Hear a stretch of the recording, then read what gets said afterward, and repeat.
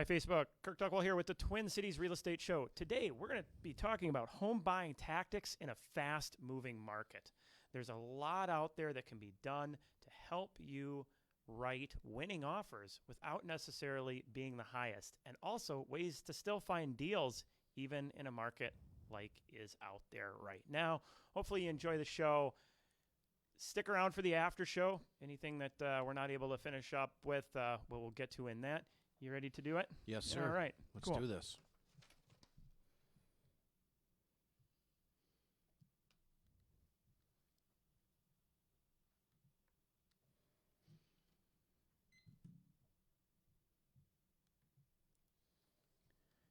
Are you thinking about buying or selling a house? Or just want to know what might be going on with one of your biggest investments? Then come hang out with us for a little while. Hi, I'm Kirk Duckwell, and welcome to the Twin Cities Real Estate Show, sponsored by Bricks Real Estate, Network Title, Eric Bloomstrand and Chad Preby with Bell Bank Mortgage, and James Tolson with Country Financial. If you have any questions for us, give us a call, 651-303-0019. Again, 651-303-0019. Happy to help answer any of your real estate questions or assist with your real estate needs. Also, you can check us out online anytime at brickstwincities.com for the latest and greatest searching and researching tools. Make sure you also check out our publications page. We just released the newest issue of the Bricks Report. A lot of great information in there on what's happening in your suburb, your city, in the Twin Cities here, and where it looks like things might be going with the market. That's a free publication, along with our Smart Home Buyer and Smart Seller publications out there. These are free for you. Just go in, download it, or check it out on the ad issue. There's no commitments or anything. That information is there for you to see what's going on and how to put yourself in the best position to leverage the market. So today we're going to be talking about home buying tactics in a fast-moving market. And is it ever a fast-moving market? I got Chad Preby here in the studio with me with Bell Bank Mortgage. And one of those first tactics, one of the first things that a buyer wants to do, if they're not a cash buyer, is get pre-approved with a local, that's number one, reputable, that's number two, lender. That's pretty important, right? Yeah. So, and I know I didn't put this down in the show notes, but I think it's also important for people to know there are different types of lenders out there. Mm-hmm. You have correspondent lenders, you have brokers, and you have banks. Yes. And there can be pros and cons to each of them depending on who you're working with. Exactly. So, just make sure that at the end of the day, I don't want to beat on any brokers too much because I've had good experiences. Yeah. But I've also seen a broker hook somebody up with a Quicken loan, and it's just like, wow, we just added a middleman into that service. Now again, local, so we ended up going out of state for the loan, obviously online, and then to add in a middleman in there too. Made it a very treacherous transaction. Well, and you're paying for that middleman. Mm-hmm. So, and again, like you said, nothing bad about brokers, but why pay the middleman when you can go right to the source in some cases, right? Right. You want to make sure that you're putting in the research. I know something that I like to do, especially if somebody's looking at big banks, is type in their name and then say customer mortgage reviews and see what comes up that isn't a paid ad. Yeah, I like that you said that. That's huge. So getting pre-approved and taking the time. I remember I had somebody tell me once that the average homeowner spends more time shopping for their television than they do for their mortgage, which is just, it kind of made me sick. A couple $100,000 versus a couple $100, $500. Yeah, exactly. Yeah. So taking your time to get pre-approved with a reputable lender. And then there's some things when they're looking at the pre-approval, like how can they, what are some questions they should be asking themselves as far as maybe getting the best loan that looks best on paper for the prospective seller?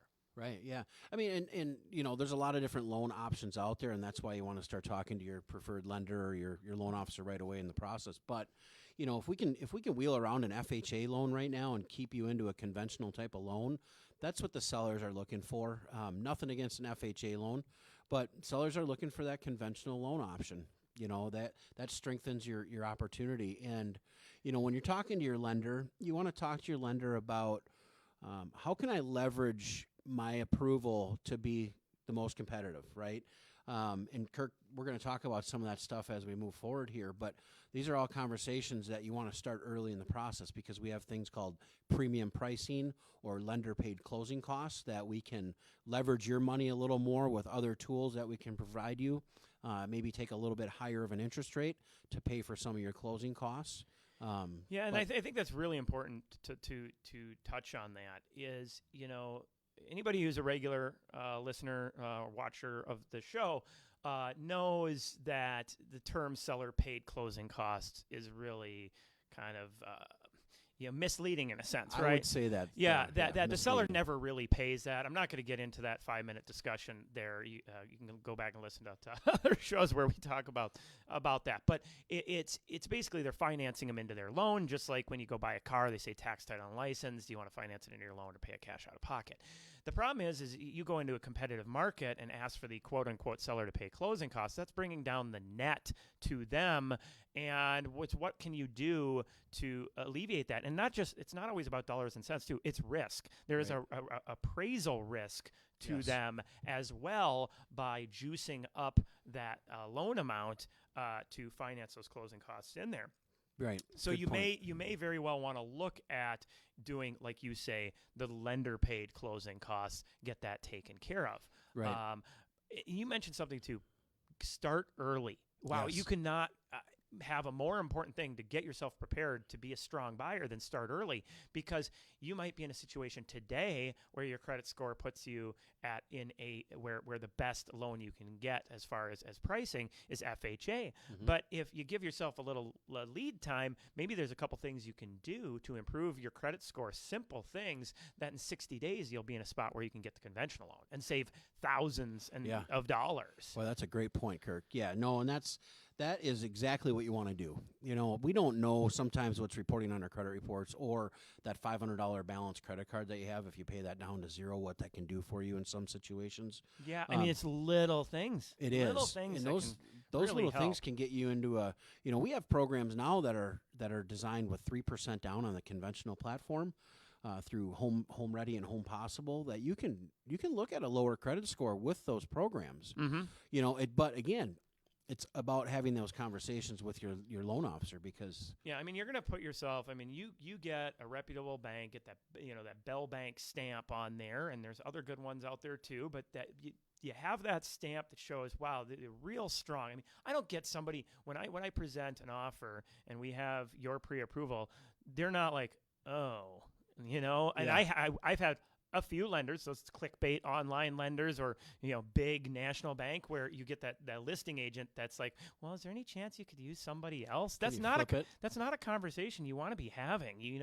Where it's like, wow, I don't know of anybody personally that has had an agent react negatively to a Bell Bank pre-approval. I mean, so being approved with a strong local lender, I think, is very important. And that's kind of the first step. Then you get into home shopping. Mm-hmm. And right now it is so competitive that are there things buyers can do to maybe find homes that aren't as competitive? And the answer is yes.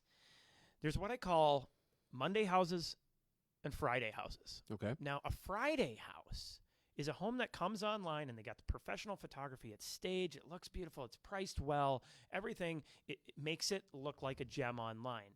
And by the way, you never know a home until you get in the door. Right. I can take pictures and make a good home look bad and a bad home look good. If you want to see some great examples of this, check out the Smart Home Buyer and the Smart Seller book. We have quite a few examples of making good homes look bad and bad homes look good, Mm-hmm. and how that can mess with somebody's opinion as they're looking online. So if you're looking at these properties, and it looks amazing online, it's going to have a ton of showings, and it's probably going to go into multiple offers. They're going to be calling for highest and best Saturday or Sunday night. It's going to get, 5, 10, 15, 20 offers, I kid you not, and it's going to sell drastically over list price. Right. Then there's your Monday house, and the Monday house is the house that went on Friday. But maybe the pictures weren't as good, or maybe it needed some cosmetic stuff done. Maybe the pictures were good, but then when people got there, they weren't as excited, or they oversold the house. That doesn't mean it's a bad house. Right. It means it's a house you can negotiate on. Yes. Or maybe not be involved with 25 other offers. Exactly. So that's where you start with the deals. Look for the houses that are hanging around on a Monday. Or another favorite of mine is homes that list on a Monday or Tuesday, because they get about 40% less showings statistically than homes that list on Thursday, Friday, or Saturday. They don't get the weekend traffic. Well, right.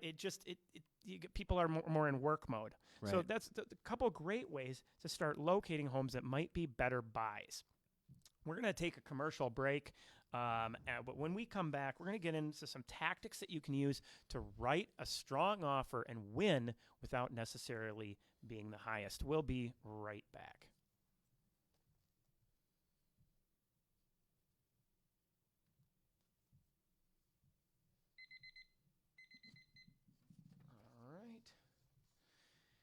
Yeah, Facebook, for some reason, it looks like it's recording, but it's saying having trouble playing video, so I don't know. Don't know if we're getting a live show. If anybody's watching, if you want to throw a comment, if you can see us, that'd be great, because we can't see if we're on. But we're just going to keep moving like we are. Yeah, let's do it. All right. This is some good information. We know the radio show's recording. Great. All right. Ready? Yep. Here we go.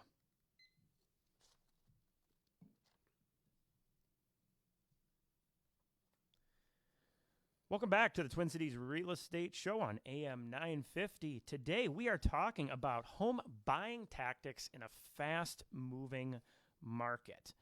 So in the last segment, we talked about getting pre-approved with a strong local lender. That is very important because that starts the presentation, setting a good feeling for that listing agent and that seller. Because that's what we want to do, right? Yeah, it's kind of like your job application, right? When you submit your resume over, you want to have that resume look really good. Exactly.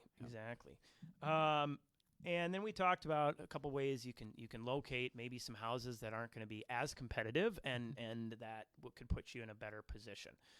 The other thing I wanted to touch on is if you don't have to buy now, you have the option to wait too. Yeah.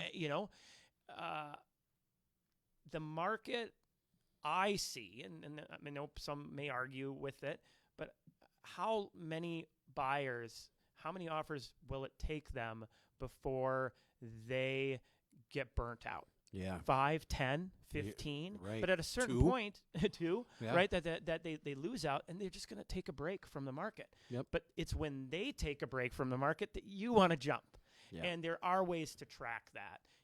We put out on the Bricks, highly recommend, check out the Bricks Twin Cities Facebook page if you have an opportunity. We put out a little video every week, Mastermind the Market. We have this thing on there called the Market Meter. Basically predicts where things are going to go with prices about 30 to 60 days in advance of them actually showing that sale price data. So we really are tracking the heartbeat of the market. We know when it's starting to slow down or starting to pick up. So it's a great tool out there if you're a buyer or a seller. Lifetime information, right? Exactly. I mean, that's what the market's doing. It's the stock ticker of the market. You want to be seeing that. You want to watch that. I mean, there's a lot of great data sources out there, but there's not really anybody that I know that it's putting the data to graphs and tracking it like that. Right. So it's a really good tool. Check that out on our Facebook page. And that market meter currently right now sits at a 10, and so that is a extreme seller's market. Right. There have been signs in the last couple of weeks that may be moving off the 10, but still not yet. So we'll keep people posted on that. We'll keep it going. Okay. It's not always about price. That's the first thing. I cannot tell you how many listing agents have told me they accepted my offer and we weren't the highest, right? Because if they see a really high offer, they know that somebody might be pulling their leg, that they're just, they know it's not going to appraise. They just want to get the offer out there so they can win. Right. It's really building that right structure. And the first two things that you want to look at, and these do not necessarily cost you money. One is the earnest money level. Now, keep in mind, earnest money through the home inspection period is basically refundable in the sense, depending on what you're structuring and language and this, that, and the other thing. But, that's there for, it's like your deposit saying, hey, we're gonna check this place out. So if you find something that you don't like in the inspection and you withdraw or come back and there's just something you don't like and you pull out, that earnest money in most cases is fully refundable. Right, exactly. And so increasing that earnest money amount can speak volumes to a seller. Or if you want to, maybe if you're really confident in that home and you don't see many big concerns, maybe you say, hey, I'm going to do $5,000 earnest money with $1,000 of it being non-refundable. Yeah, there you right? go. So you are putting your money where your mouth is, in a sense. Yeah. And that, again, can speak volumes. Maybe you don't have to be $10,000 higher now. Maybe you're the one who's saying, I'm really serious, a buyer. Right. And so that's one. Possession date. I just sold a house, and possession date was so important to me and my wife with, expecting a child, that it was a key decision in working with the offer that we did. Yeah. If you're willing to give a seller a little time to make the move out after closing, and there are some things, some safety nets you want to put in place, right, to do that, but that again can help you win. Right. And you should always be asking, what's the closing date the seller wants? Well, and these sellers have to buy a new house too, right? Right. So Yep. you as an agent, Kirk, maybe you're communicating with the listing agent on, hey, are these folks looking for a little bit of flexibility rather than let's hurry up and close in 2 weeks? Are they maybe willing to close in a couple months? Yeah. Right. Instead of hurry up and get it done, maybe let's look at catering to the seller because they still have to get an offer. 100%. You know, so, and again, if you're getting into this, you don't want to rush this process. If you're have a lease that's coming up to an end, get yourself on month to month, or a 6-month lease or something. Just don't go back into the lease roulette of a year-long lease, because you'll be back in a competitive market in a year. Yeah. So you want to get yourself a little time to make a smart decision. Now, inspections are really important, and how a seller looks at that. I mean, when I'm listing a home and I have somebody who says they're going to waive the inspection, absolutely that is a strong decision maker in wanting to accept an offer. However, when I'm representing buyers, it's just not really a great idea unless you have different circumstances, things that are taking place, and I wanted to touch on those. So, I would, personally, buying a single-family home, I'm always going to do an inspection. I've had and seen that tactic go south of waiving, and I wouldn't, But for condos and townhomes, that if the association is taking care of the exterior and taking care of the so exterior siding and windows and other stuff going on outside the property, are we really down to just windows and mechanicals? Right. At that point, maybe waiving the inspection if things look in relatively good shape, and going with a home warranty, which is the same cost, which will actually provide you protection against those things going wrong. Yep. But again, you want to make sure, hey, is that furnace and AC a little newer? Right. How are the appliances? How do some of those mechanical systems look?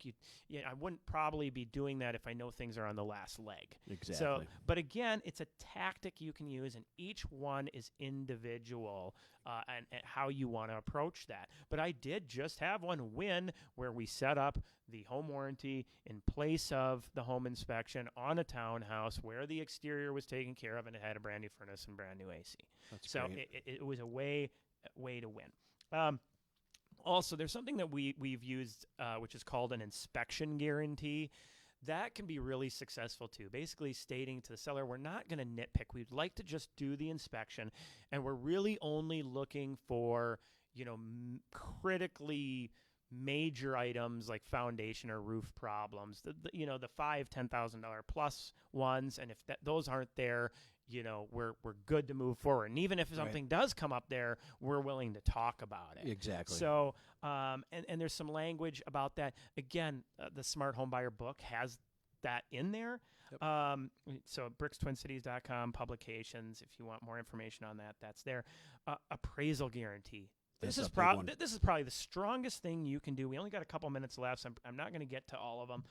But an appraisal guarantee, that is really, out of every tactic I've used to win and not be the highest offer and win, is the appraisal guarantee, stating that, we'll back X amount of dollars above list price if we're doing an over list price offer. Yeah. That will bring cash to the table if for some reason it doesn't appraise. Yes, that is amazing. You know what makes that even stronger is when your lender's calling that listing agent saying that we know there's an appraisal guarantee, and I will guarantee you that we've reviewed their assets and they have enough money to cover that guarantee. Wow. Yeah. You know what I mean? So that adds a little bit more to that guarantee. Because the appraisal guarantee is one thing, and that is what it is. But for that listing agent and seller to have the peace of mind that their lender, that buyer's lender, has actually done their homework and looked and verified and actually had underwriting review it. Yep. Yeah. I mean, that can definitely, help with conveying that you really, again, putting your money where your mouth is, because somebody who just throws out an offer that's real high and they don't have the appraisal guarantee there, it's nothing. Exactly. In a sense that, now, again, this is something you want to have that conversation with your agent about. Mm-hmm. Every property's individual. The tactics that we're talking about in this show will be applied. And there's another one, the escalation clause. Again, that's in the book. We're not going to have time to cover that. That can apply great in some circumstances and not so well in others. Yep. Hopefully everybody found some of these tips beneficial. You can always reach out. Any questions, 651-303-0019. Happy to assist with any of your questions or real estate needs. Take care. Be safe. See you next week. Have a good week.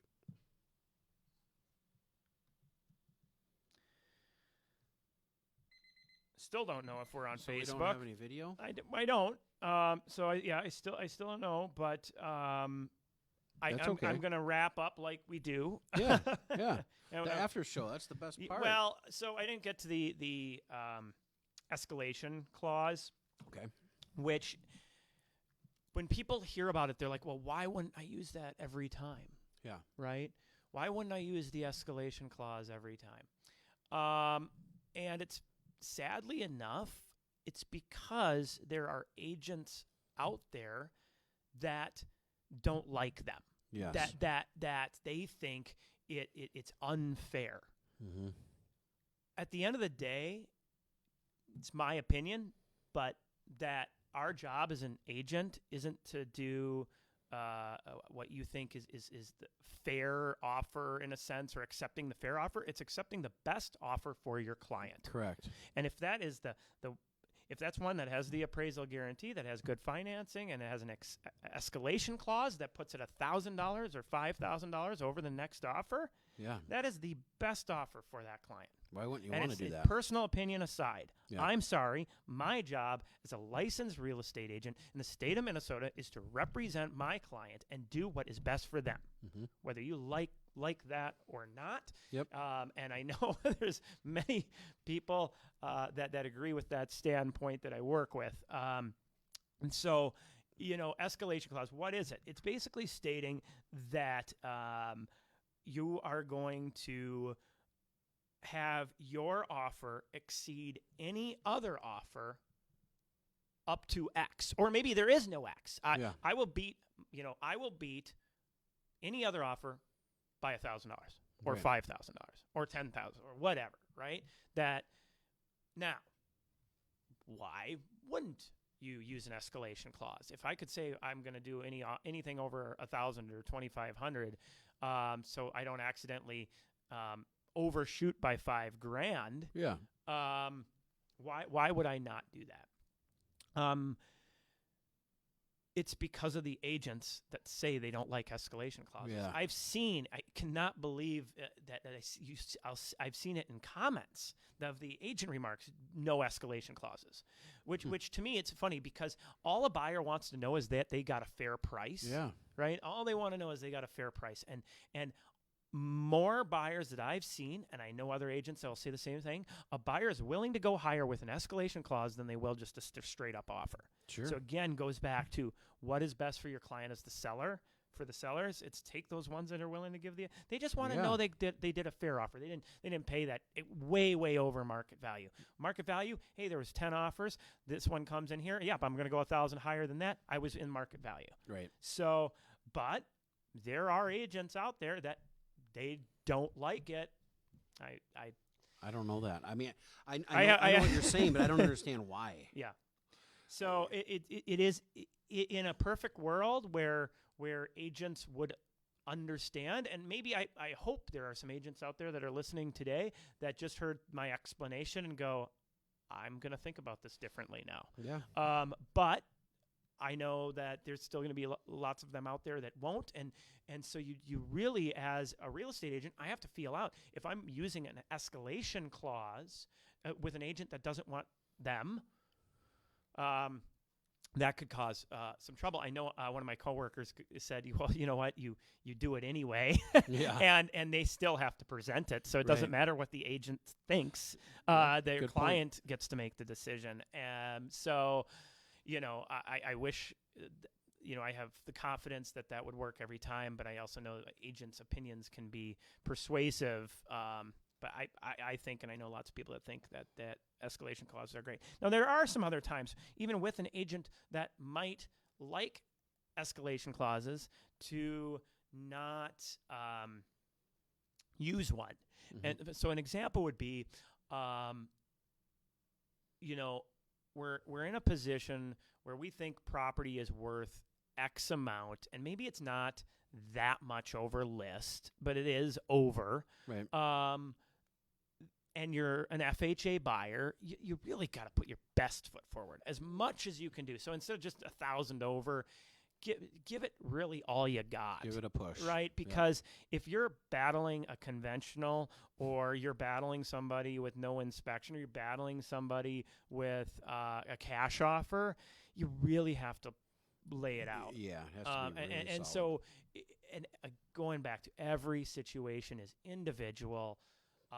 Talking through this, each property and what tactics to use. I mean, I know with the client that we just got the townhome offer accepted on, that we use 3 different tactics on 3 different properties on offer strategy and what we're doing. So it does vary. There is no, and I know everybody out there wishes that there was a blanket. How do you approach this? Yeah. And honestly, in my opinion, this is where I think your big box newcomers to the industry out there that are trying to quote unquote streamline the process aren't bringing the tactics to the table that really can do the best for their clients. Yeah.